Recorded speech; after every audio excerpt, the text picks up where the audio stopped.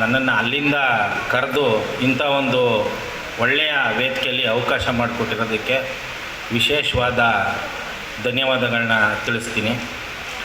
ಈ ಒಂದು ಪುಸ್ತಕ ನನಗೆ ತಲುಪಿದ ತಕ್ಷಣ ಎಂದೂ ಮುಳುಗದ ಸೂರ್ಯ ಅಂಬೇಡ್ಕರ್ ಅವ್ರ ಫೋಟೋ ಇತ್ತು. ಇದು ನೋಡಿದ ತಕ್ಷಣ ಎಲ್ಲರೂ ನಾವೇನಂತ ಅಂದ್ಕೊಳ್ತೀವಿ ಅಂದರೆ ಅಂಬೇಡ್ಕರ್ ಅವ್ರನ್ನ ಆಡಿ ಹೊಗಳ್ಬಿಟ್ಟಿದ್ದಾರೆ ಅನ್ನುವಂಥ ಮನೋಭಾವನೆಯಲ್ಲಿ ಆ ಒಂದು ಪುಸ್ತಕ ನೋಡಿದ ತಕ್ಷಣ ಅನಿಸುತ್ತೆ. ಆದರೆ ಈ ಪುಸ್ತಕದೊಳಗೆ ಅಂಬೇಡ್ಕರ್ ಅವ್ರನ್ನ ಹೊಗಳಿದ್ದಾರೆ ನಿಜ, ಅದರ ಜೊತೆಗೆ ಸಮಕಾಲೀನ ವಿಚಾರಗಳನ್ನ ಭಾಳ ಅದ್ಭುತವಾಗಿ ಅವರು ಕವಿತೆಗಳ ಮೂಲಕ ಪ್ರೆಸೆಂಟ್ ಮಾಡಿದ್ದಾರೆ.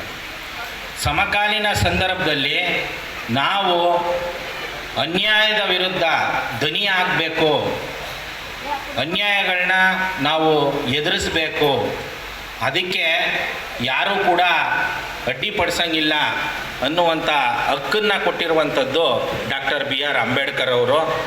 ಇಂಥ ಒಂದು ಡಾಕ್ಟರ್ ಬಿ ಆರ್ ಅಂಬೇಡ್ಕರ್ ಅವ್ರಿಗೆ ಎಂದೂ ಮುಳುಗದ ಸೂರ್ಯ ಆ ಟೈಟ್ಲು ಕಮ್ಮಿನೇ ಆಯಿತು ಅಂತಲೇ ಅಂದ್ಕೊಳ್ತೀನಿ. ಯಾಕಂತಂದರೆ ಸೂರ್ಯ ಈಗ ನಾವೇನಾದ್ರೂ ಈ ಒಂದು ಹಾಲ್ದು ಕಿಟಕಿ ಬಾಗಿಲು ಇದೆಲ್ಲ ಮುಚ್ಚಿಬಿಟ್ರೆ ಸೂರ್ಯ ಹುಡಿಕೊಂಬಂದು ಬೆಳಕನ್ನು ಕೊಡೋಕ್ಕಾಗಲ್ಲ. ಆದರೆ ಅಂಬೇಡ್ಕರ್ ಅವರು ಎಲ್ಲೆಲ್ಲಿ ಕತ್ಲೆಯಲ್ಲಿ ಬದುಕ್ತಿದ್ವೋ, ಯಾರ್ಯಾರು ನಾವು ಮನುಷ್ಯರು ಅನ್ನುವಂಥ ಪರಿಕಲ್ಪನೆ ಬಿಟ್ಟು ಇವರು ಏರಿರುವಂಥ ಅಸ್ಪೃಶ್ಯತೆ ಆಗ್ಬೋದು, ಅಸಮಾನತೆ ಆಗ್ಬೋದು, ಜಾತೀಯತೆ ಆಗ್ಬೋದು, ಇದರಿಂದ ಒಂದು ಕತ್ಲೆ ಗಾಢ ಕತ್ಲೆಯಲ್ಲಿ ನಾವು ಬದುಕ್ತಾ ಇದ್ವೋ ಅಂಥವ್ರಿಗೂ ಕೂಡ ಅವರು ಯಾವುದೇ ಮೂಲೆಯಲ್ಲಿರಲಿ ಅಂಥವ್ರಿಗೂ ಕೂಡ ಬೆಳಕನ್ನು ಕೊಟ್ಟಿರುವಂಥವ್ರು ಅಂಬೇಡ್ಕರ್ ಅವರು. ಅಂಥ ಅಂಬೇಡ್ಕರ್ ಅವರು ನಿಜವಾಗ್ಲೂ ಸೂರ್ಯನಿಗಿಂತ ಒಂದು ಕೈ ಮೇಲು ಅಂತಲೇ ನಾನಾದ್ರೂ ಭಾವಿಸ್ತೀನಿ. ಇನ್ನು ಅಂಬೇಡ್ಕರ್ ಅವರು ಹೇಳ್ತಾರೆ, ಏನಾದ್ರೂ ಓದುವಂಥದ್ದನ್ನ ಬರೆದ್ಬಿಟ್ಟು ಹೋಗಿ, ಇಲ್ಲ ಅಂತಂದರೆ ಬೇರೆ ಯಾರಾದರೂ ನಿಮ್ಮ ಬಗ್ಗೆ ಬರೆಯುವಂಥ ಕೆಲಸ ಮಾಡಿ ಅಂತ. ಆ ನಿಟ್ಟಲ್ಲಿ ಇವತ್ತು ಏನು ರಾಜೇಶ್ ಯಾವಗಲ್ ಅವ್ರು ಇರ್ಬೋದು, ಶಿವನ್ ಗುತ್ತಿ ಸರ್ ಇರ್ಬೋದು, ಈ ಒಂದು ಕಾರ್ಯಕ್ರಮ ನಿಜವಾಗ್ಲೂ ಅದ್ಭುತವಾಗಿ ಆಯೋಜನೆ ಮಾಡಿದ್ದಾರೆ. ಈ ಕಾರ್ಯಕ್ರಮದ ಬಗ್ಗೆ ಈ ಕಾರ್ಯಕ್ರಮದಲ್ಲಿ ಭಾಗವಹಿಸಿರೋರು ಎಲ್ಲರೂ ಒಂದು 4 ಸಾಲನ್ನು ಬರೀಲೇಬೇಕು ಅನ್ನುವಂಥ ಆಸೆ ಅಂತೂ ಖಂಡಿತ ಹುಟ್ಟುತ್ತೆ.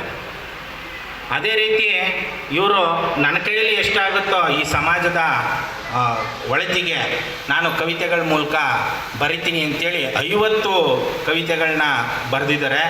ಈ 50 ಕವಿತೆಗಳಲ್ಲೂ ಕೂಡ ನಮಗೆ ಅಂಬೇಡ್ಕರ್ ಅವರು ಕೊಟ್ಟಿರುವಂಥ ಮಾನವ ಹಕ್ಕುಗಳ ಬಗ್ಗೆ ಇದೆ, ಮತ್ತು ಈ ಒಂದು ಏನು ಇಂಡಿಯಾ ಅನ್ನುವಂಥ ಗಡಿ, ಈ ಗಡಿ ಒಳಗಡೆ ಇರುವಂಥ ನೀತಿ ನಿರೂಪಣೆಗಳ ಬಗ್ಗೆ ಭಾಳ ಚೆನ್ನಾಗಿ ಅಚ್ಚುಕಟ್ಟಾಗಿ ಈ ಒಂದು ಕವಿತೆಗಳ ಮೂಲಕ ಹೇಳ್ಕೊಟ್ಟಿದ್ದಾರೆ.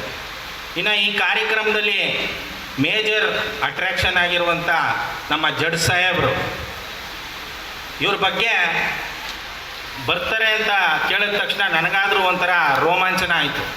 ಕಾರಣ ಏನಂತಂದರೆ, ನಾವೆಲ್ಲ ಹೇಗೆ ಸಮಾನತಾವಾದಿಗಳೋ ಅದೇ ರೀತಿ ಅಸಮಾನತೆಯಲ್ಲಿರಬೇಕು, ಜಾತೀಯತೆ ಇರಬೇಕು ಅನ್ನುವಂಥ ಆಲೋಚನೆ ಇರೋರು ಕೂಡ ಇದ್ದೇ ಇದ್ದಾರೆ.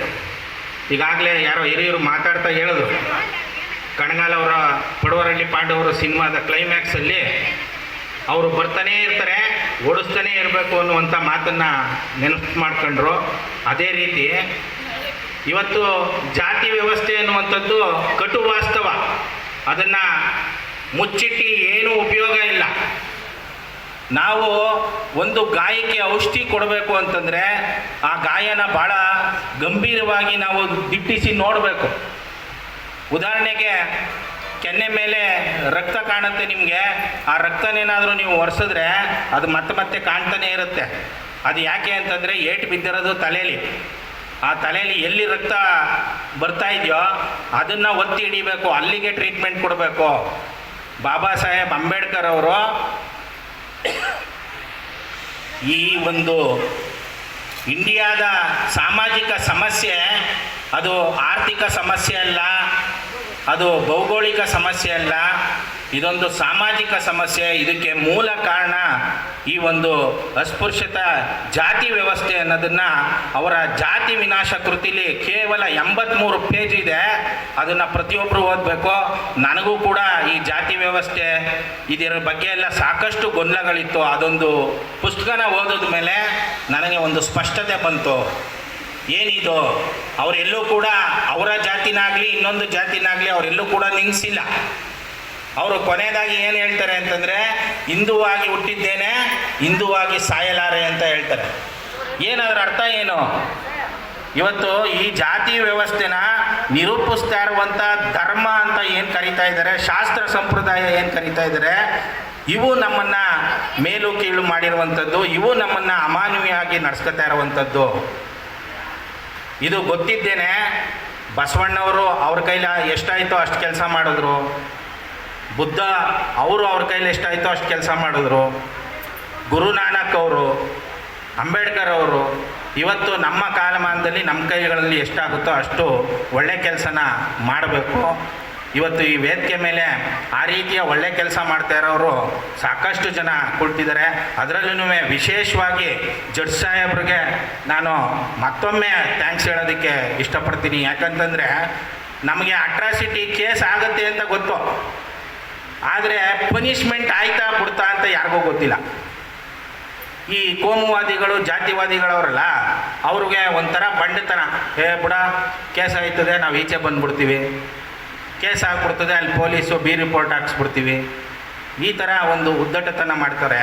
ಆದರೆ ಸಾಹೇಬರು ಕೊಟ್ಟಂಥ ಜಡ್ಜ್ಮೆಂಟ್ ಇದೆಯಲ್ಲ, ಅದು ಮಂಡ್ಯ ಇರ್ಬೋದು, ಬೀದರ್ ಇರ್ಬೋದು, ಬೆಂಗಳೂರು ಇರ್ಬೋದು, ಎಲ್ಲ ಕಡೆ ನಡುಗಿಸ್ಬಿಡ್ತು. ಹಂಗೆ 98 ಜನನ್ನ ನೀವು ತಪ್ಪು ಮಾಡಿದಿರಿ ಅಂತ ಹೇಳಬೇಕು ಅಂತಂದರೆ ಅದು ಬಾಬಾ ಸಾಹೇಬರು ಕೊಟ್ಟಿರುವಂಥ ಹಕ್ಕನ್ನು ಕರೆಕ್ಟಾಗಿ ಬಳಸಿದ್ದಾರೆ ಅವರು.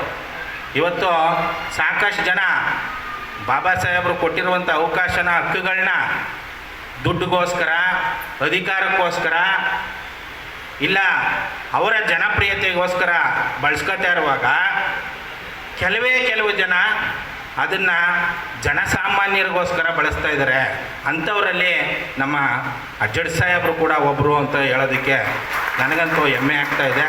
ಆಮೇಲೆ ಈ ಕಾರ್ಯಕ್ರಮದಲ್ಲಿ ಅವ್ರ ಜೊತೆ ಕೂರೋದಕ್ಕೆ ಅವಕಾಶ ಮಾಡಿಕೊಟ್ರಲ್ಲ, ಭಾಳ ಖುಷಿ ಆಯಿತು.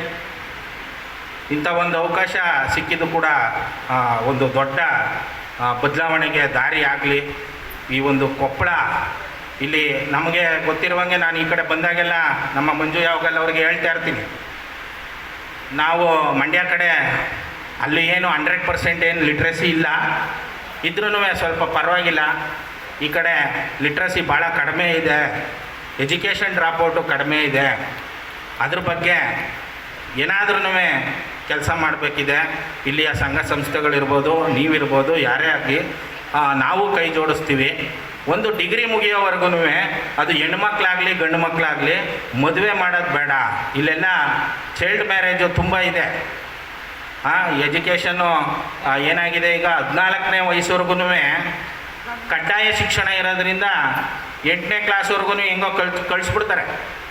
8ನೇ ಕ್ಲಾಸ್ ಆಯ್ತಾ ಇದ್ದಂಗೆ ಇಲ್ಲೇ ಯಾವುದಾದ್ರೂ ಹೋಟ್ಲುಗಳಿಗೆ ಹೋದ್ರೂ ಕೂಡ ಅಲ್ಲಿ ಎಲ್ಲ ಸಣ್ಣ ಮಕ್ಕಳುಗಳು ಕೆಲಸ ಮಾಡ್ತಾ ಇರ್ತವೆ. ಅವರೆಲ್ಲ SLC PUC ಇರಬೇಕಾದವರು. ಅಂಥದ್ದನ್ನೆಲ್ಲ ನೋಡಿದ್ರೆ ಮನಸ್ಸಿಗೆ ಬೇಜಾರಾಗುತ್ತೆ.